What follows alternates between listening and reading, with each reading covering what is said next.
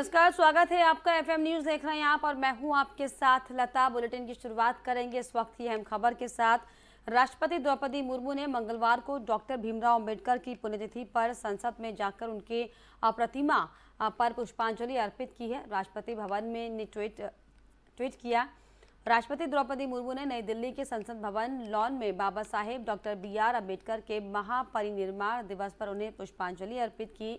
राष्ट्रपति मुर्मू के साथ प्रधानमंत्री नरेंद्र मोदी, लोकसभा अध्यक्ष ओम बिरला और अन्य नेता और गणमान्य व्यक्ति संसद परिसर में थे।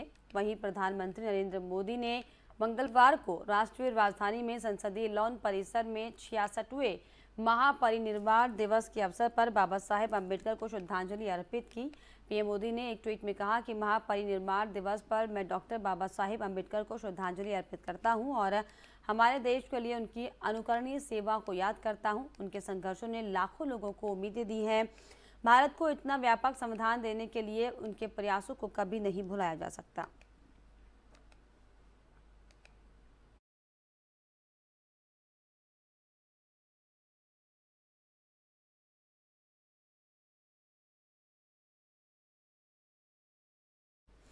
लखीमपुर खीरी जिले के तिकोनिया में हुई हिंसा के मुख्य आरोपी केंद्रीय गृह राज्य मंत्री अजय मिश्रा टेनी के बेटे आशीष मिश्रा उर्फ मोनू की मुश्किलें बढ़ गई हैं।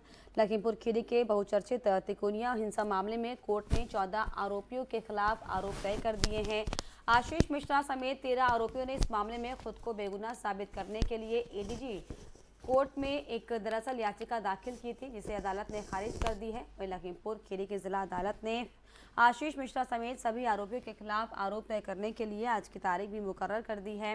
इन आरोपियों ने कोर्ट में याचिका के जरिए अपना पक्ष रखते हुए कहा था कि हम घटना में शामिल नहीं थे, इसलिए हम पूरी तरीके से निर्दोष हैं।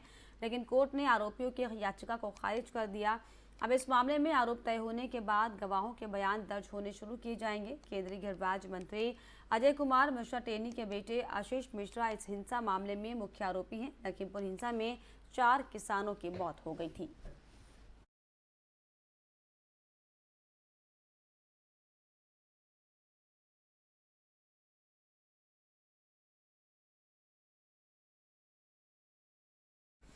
हिमाचल प्रदेश, गुजरात और दिल्ली में एमसीडी चुनाव के बाद अब रिजल्ट का समय आ गया है। 7 दिसंबर को दिल्ली में हुए निकाय चुनाव के वोटों की गिनती होगी, तो वहीं 8 दिसंबर को गुजरात और हिमाचल प्रदेश के वोटों की गिनती होगी। इससे पहले एग्जिट पोल ने सभी दलों की खुशी को बढ़ा दिया है। दरअसल दिल्ली में जहां आम आदमी पार्टी को एमसीडी चुनाव में बहुमत के आसार बताए जा रहे हैं, तो वहीं गुजरात में फिर से एक बार बीजेपी की वापसी करते हुए दिखाई पड़ रही है। तो वहीं हिमाचल, अगर प्रदेश की बात की जाए तो हिमाचल प्रदेश में बेहद कड़े मुकाबले में कांग्रेस आगे बढ़ती हुई दिखाई पड़ रही है। हिमाचल में 68 सीटों पर 12 नवंबर को वोटिंग हुई थी, जबकि गुजरात में 182 सीटों पर 2 चरणों में 1 और 5 दिसंबर को वोट डाले गए थे। इसके नतीजे 8 दिसंबर को आएंगे। वहीं एमसीडी के लिए मतदान 4 दिसंबर को था, जिसके परिणाम 7 दिसंबर को आएंगे। 2017 के चुनाव के बाद सभी एजेंसियों ने गुजरात में बीजेपी की जीत का अनुमान लगाया था। हालांकि सीटों का अनुमान जरूर थोड़ा कम और ज्यादा निकला। 2017 में भारतीय जनता पार्टी ने 99 सीटों पर जीत हासिल की थी, वहीं कांग्रेस ने 77 सीटों पर जीत हासिल की थी। 2012 के मुकाबले कांग्रेस को 16 सीटों का फायदा मिला था। हिमाचल में 2017 में बीजेपी 44 सीटों पर जीत हासिल कर सत्ता में आई थी, तो वहीं कांग्रेस 21 सीटें हासिल कर विपक्ष में बैठी थी।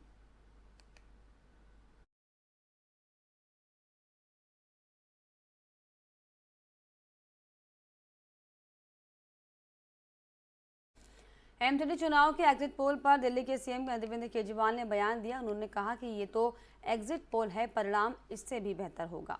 तो मैं दिल्ली के लोगों को बधाई देता हूं। मैं उम्मीद करता हूं, कल मैं देख रहा था नतीजे, आम आदमी पार्टी के काफ़ी अच्छे नतीजे आए और जनता ने फिर से भरोसा जताया है, आम आदमी पार्टी पे भरोसा किया है। तो मैं उम्मीद करता हूं कि ऐसे ही नतीजे आएंगे और कल इंतज़ार करते हैं। गुजरात में पॉजिटिव नहीं है, पॉजिटिव हैं। नई पार्टी है, नई पार्टी ने एंट्री की है और कह रहे थे कि बीजेपी जो है गढ़ है इन लोगों का।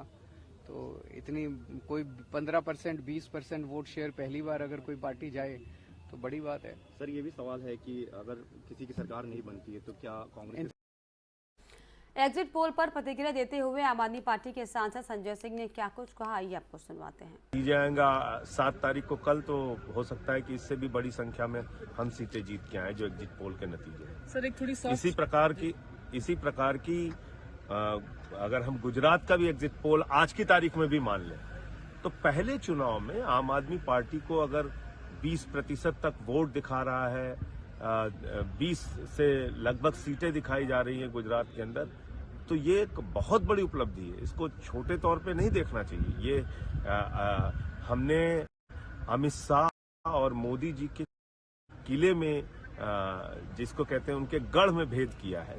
तो अगर एग्जिट पोल के ही नतीजे आप सही मान लें तो आम आदमी पार्टी निश्चित रूप से एक राष्ट्रीय दल के रूप में उभर रही है। पूरे देश में अब भारतीय जनता पार्टी बनाम आम आदमी पार्टी है।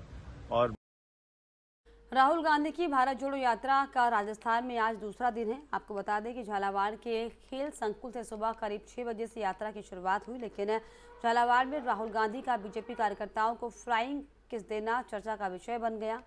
आपको बता दें कि यात्रा जब चल रही थी तभी उस रूट पर आगे भाजपा कार्यकर्ता भी थे, जिसकी छत पर राहुल गांधी और यात्रा को देखने के लिए लोग सुबह से ही जमा थे। जब यात्रा के साथ पैदल चल रहे राहुल गांधी भाजपा कार्यालय के सामने से गुजरे तो छत पर चढ़े लोग मोदी मोदी के नारे लगाने लगे।